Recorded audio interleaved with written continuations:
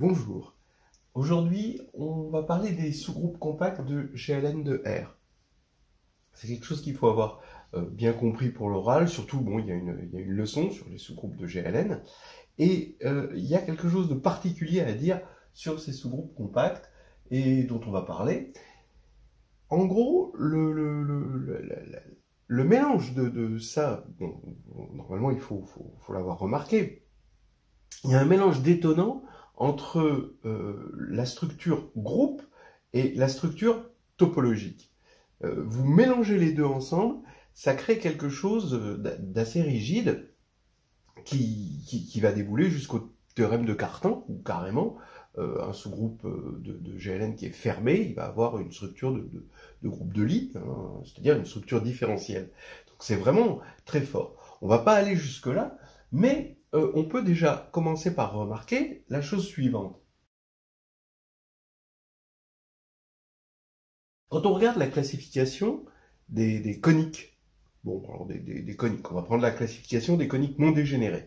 Donc qu'est-ce qu'il y a? Il y a hyperbole, il y a parabole et il y a ellipse. Bon, voilà, ces trois-là. On dessine une ellipse, on dessine une hyperbole, on dessine une parabole. Et qu'est-ce que ça veut dire la classification?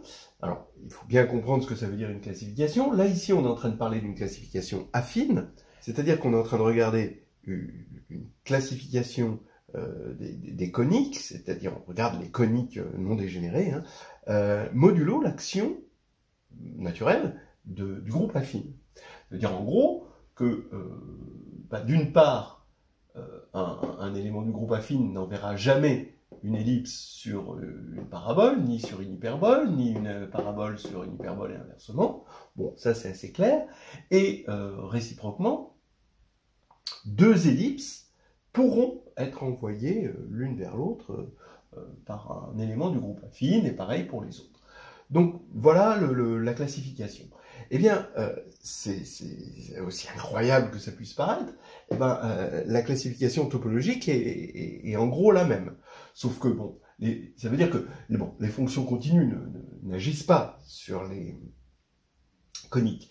Mais on peut dire que deux coniques non dégénérées sont topologiquement équivalentes, c'est-à-dire il existe un homéomorphisme qui passe de l'une vers l'autre, si et seulement si elles sont affinement équivalentes.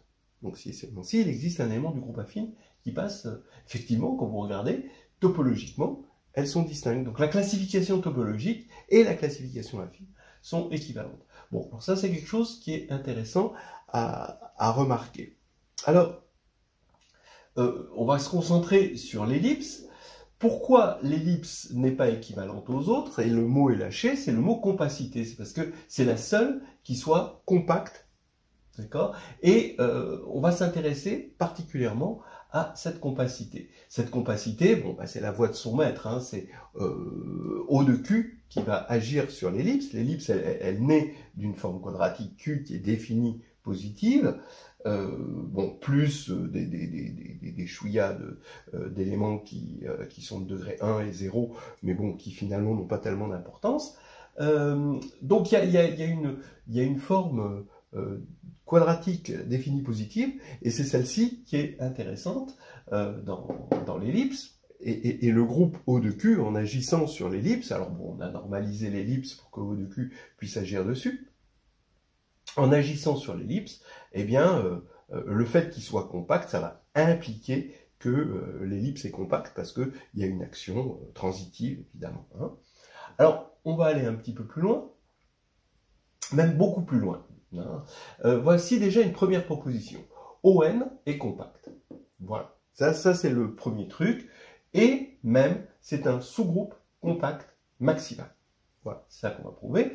Et plus généralement, si Q est définie positive, voilà, eh bien O de Q est compact, le groupe O de Q, le groupe orthogonal pour Q, hein, qui préserve la forme quadratique, et c'est même un sous-groupe compact maximal. Voilà, donc le mot est lâché, et ça, c'est quelque chose de pas trop difficile à montrer, assez classique hein, pour la grecque. Alors, allons-y. ON, d'abord, est fermé. Hein, d'accord. Bon, pourquoi? Parce que ON, c'est f-1 de IN pour l'application qui va de Mn de R dans Mn de R, hein, qui à M associe M transposé M. Voilà. Donc déjà, c'est fermé, parce que ça, c'est une application continue, sur un espace vectoriel sur R, de dimension finie sur R, et là, c'est l'image réciproque de l'identité. Bon, fermé, c'est clair. ON est borné, parce que si on prend M dans ON, on a la somme pour tous les IJ de la valeur absolue, bon, on peut enlever, on est sur R, donc on n'est pas obligé de mettre ça, MIJ au carré est égal à M. Bon, alors ça c'est pas mal. Pourquoi c'est vrai? Alors c'est vrai pour plusieurs raisons. Par exemple ici, le membre de gauche, c'est la trace de M transposé M. Donc comme c'est la trace de M transposé M et que M est dans ON, c'est la trace de IN, et la trace de IN, ça fait N. Mais ça peut être vu aussi autrement, c'est-à-dire on regarde colonne par colonne, étant donné que ON préserve la norme quadratique, ça préserve la somme au carré, donc ça veut dire que la somme au carré est toujours égale à 1 pour chaque colonne, et comme il y a n colonnes, on fait ça colonne par colonne, ça fait 1 pour chaque colonne, ça fait n. Voilà, bon, alors donc ça, c'est borné donc pour la norme quadratique, donc pour toutes les normes évidemment. Donc, bon, ça nous donne un ensemble, on va dire, compact. Maintenant, en tant que sous-groupe, il est compact maximal.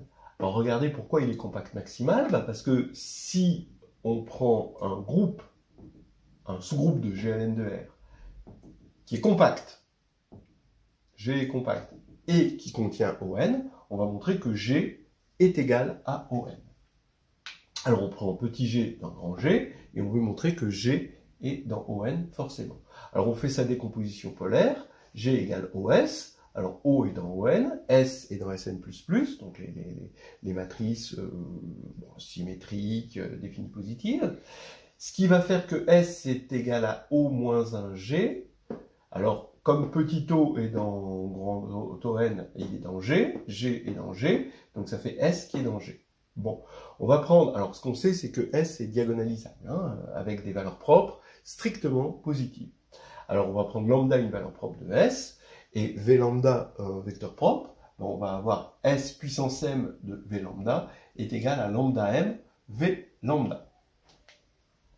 Alors je vous fais remarquer que V lambda, donc ça pour tout M dans Z, hein, et V lambda est un vecteur non nul, lambda est positif, on va avoir lambda M, eh bien le fait que ce soit vrai pour tout M dans Z, le fait que G est compact, on va avoir que l'ensemble des S puissance M qui est dans G est compact, donc en se multipliant par V lambda, ça va nous donner un compact, et donc ceci est compact. Donc toutes les coordonnées de ce vecteur-là vont être compactes, et c'est non nul évidemment, donc ça implique que forcément, comme c'est vrai pour tout M dans Z, lambda peut pas être strictement plus grand que 1.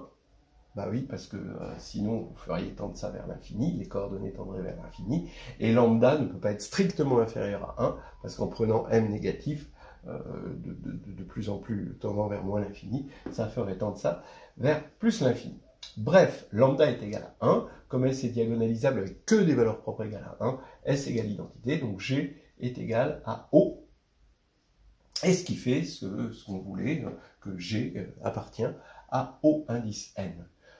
Voilà donc la première histoire. ON est non seulement un compact, mais c'est un sous-groupe compact maximal. Et c'est un petit peu le secret de cette histoire. Comment le faire passer à O de Q? Ça, c'est aussi un truc classique que normalement, à la grève, on doit savoir faire. O de Q, on veut montrer que c'est un sous-groupe compact maximal lorsque Q est défini positif. Alors, soit on va appeler grand S la matrice de Q dans une base, et on a forcément, comme Q est définie positive, Soit vous évoquez Gram-Schmidt, soit alors c'est carrément tout simplement le théorème de Sylvester.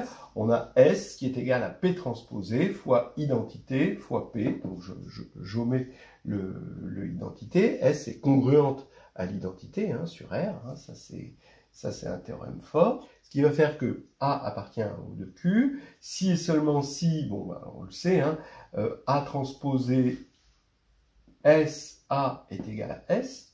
Ok. Maintenant, j'écris S sous cette forme. Ça va me faire PA transposé fois PA égale P transposé P. Je passe les P de l'autre côté. Ça va faire assez facilement PA P-1, le tout transposé fois PA P-1 égale identité. Et ça, si et seulement si, PA P-1 appartient à ON. Hein, d'accord, c'est la définition de ON qui est ici. Donc, moralité, O de Q est égal à P-1 ON P. Donc, c'est l'image, O de Q, c'est l'image de ON par la conjugaison par P-1. Or, la conjugaison, c'est un automorphisme de GLN de R. Donc, ça va envoyer un sous-groupe vers un sous-groupe, évidemment. Et d'autre part, c'est continu. Donc ça va conserver la compacité. Donc ça veut dire qu'un sous-groupe, donc d'une part que lui est compact, mais aussi que c'est un sous-groupe maximal. Voilà. Alors, bon, je fais remarquer que ceci n'est pas un grand prodige, ça peut aussi se dire autrement. Dit autrement, O de Q, c'est le stabilisateur dans GLN de R, pour l'action par congruence sur Q. Voilà.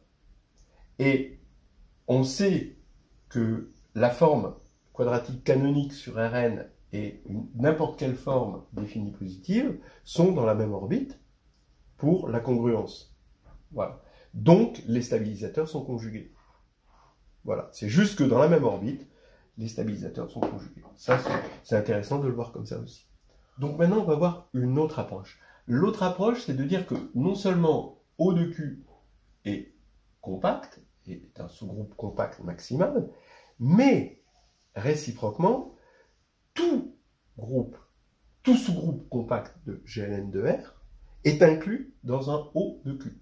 Ou si vous préférez, tout sous-groupe compact de GLN de R est conjugué à un sous-groupe de ON. Voilà. Alors là, c'est beaucoup plus fort, et c'est quelque chose qu'on ne voit pas, cette fois-ci, sur le dessin.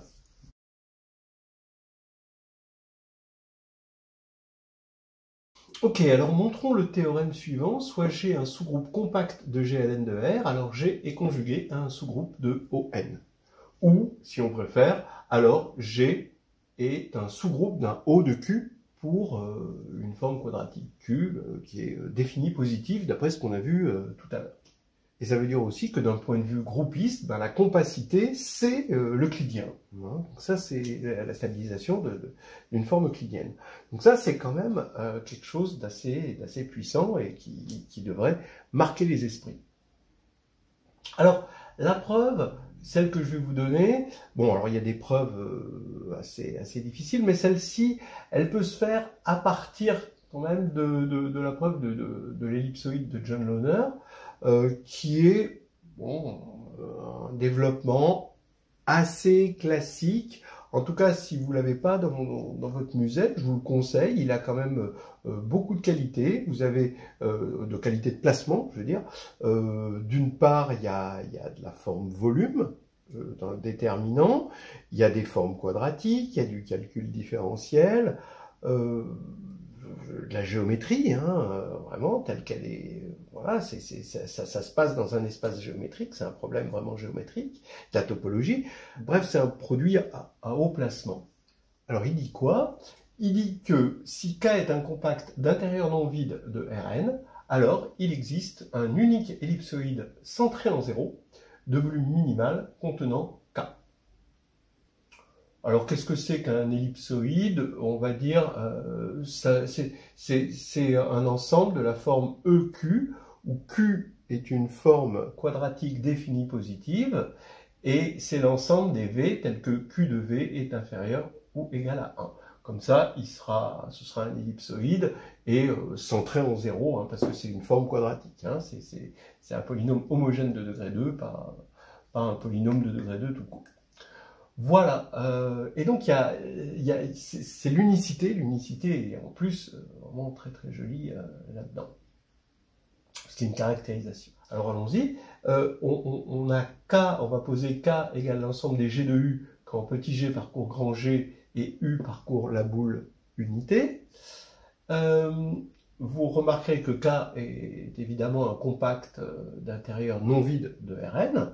Alors pourquoi d'intérieur non vide? Parce que pour G égale l'identité, vous avez déjà la boule, hein, donc vous avez l'intérieur qui est non vide. Et pourquoi il est compact? Parce que c'est l'image de G croix B dans Rn qui, au couple GU, associe G de U. Alors ça, c'est évidemment une application polynomiale, donc continue, et donc l'image d'un compact, ça c'est compact, G est compact, la boule est compacte, évidemment, et donc l'image d'un compact par une application continue, ici, va être compacte. Ok, donc du coup, on va appliquer le théorème de John Lohner à ça, et on a eu un unique ellipsoïde centré en 0, donc finalement, une forme quadratique, il existe une forme quadratique, et l'ellipsoïde est unique ici, tel que, qui est sous cette forme, avec Q définie positive, et le volume de EQ qui est minimal, et tel que K est inclus dans EQ. Alors maintenant, regardons, qu'est-ce qu'on a fait? Ici, on a K qui est G invariant, hein, parce que quand on va prendre, bon, disons, imaginons qu'on met G', hein, G' de GU, comme G est un groupe, c'est encore de la forme G de U, avec U toujours dans la boule unité. Donc G de K est égal à K, bon, voilà, il est G invariant. Donc ça veut dire que G de K est inclus dans G de EQ. Alors maintenant, qu'est-ce que c'est que G de EQ? J'affirme que l'image directe de E indice Q, l'ellipsoïde, par G, c'est l'ellipsoïde, mais associé à la forme quadratique, hein, Q rond G-1. Donc si vous n'êtes pas convaincu, regardez ça, vous prenez, qu'est-ce que c'est que G de EQ? C'est l'ensemble des W de la forme G de V, avec Q de V inférieur ou égal à 1. Voilà. Et ça, c'est vrai seulement si Q de G-1 de W est inférieur ou égal à 1. Voilà. Et c'est une équivalence. Donc on a cette égalité. Hein. Bon, c'est assez évident quand même quand on y pense. Donc ça veut dire que K est inclus dans ceci. Donc K, on avait dit que c'était G de K, donc c'est inclus dans G de EQ. Donc K, c'est inclus dans E de Q rond G-1. Bon, alors maintenant, on va utiliser l'unicité. Donc effectivement, on a K qui est inclus là-dedans et K qui est inclus là-dedans. Maintenant, est-ce que lui est de volume minimal? Ben oui, parce que si on doit regarder le volume de ceci, c'est le volume de G de EQ et le volume de G de EQ, on sait que c'est le volume de EQ multiplié par la valeur absolue du déterminant de G. Hein, donc ça, c'est les formes, voilà, c'est le déterminant comme un volume. Bon, mais maintenant, si on regarde G puissance M avec M dans Z, comme on a fait tout à l'heure, hein, et qu'on voit que le déterminant, c'est une application continue sur G compact, on se rend compte que le déterminant de G, en valeur absolue, ne peut pas tendre vers l'infini, ni quand M tend vers plus l'infini, ni quand M tend vers moins l'infini, parce que G est compact. Donc finalement, ça laisse pas beaucoup de choses à la valeur absolue du déterminant, c'est juste 1. Donc ça veut dire que le volume de cette ellipsoïde image, c'est le même ici.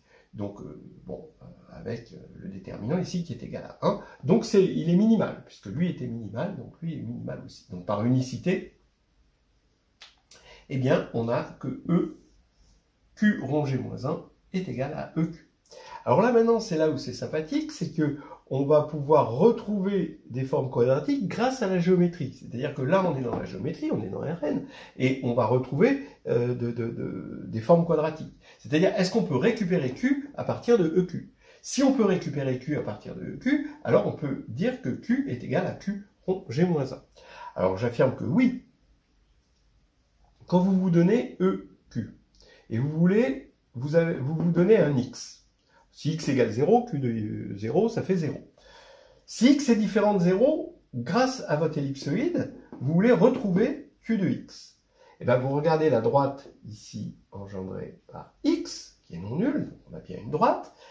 Eh bien, q de lambda x, ben, c'est lambda 2 fois q de x.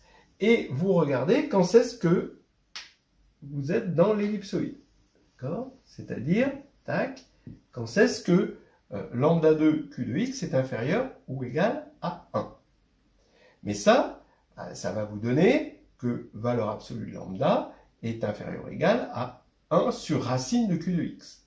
Ce qui va faire que le max des valeurs absolues de lambda pour lambda x appartenant à EQ est égal à 1 sur racine de q de x. Voilà. Bon, donc ça veut dire qu'on peut récupérer parfaitement q de x pour tout x à partir juste de l'ellipsoïde.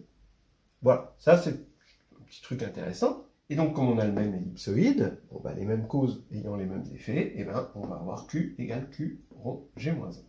Voilà, ça veut dire que G-1 stabilise la forme Q, donc G-1 est dans O de Q, donc G est dans O de Q. Et donc voilà, hein, comme on a vu tout à l'heure, O de Q est conjugué à O de N, parce que Q est congruente à l'identité. Voilà, ça nous fait un joli théorème et vraiment quelque chose qui devrait marquer les esprits.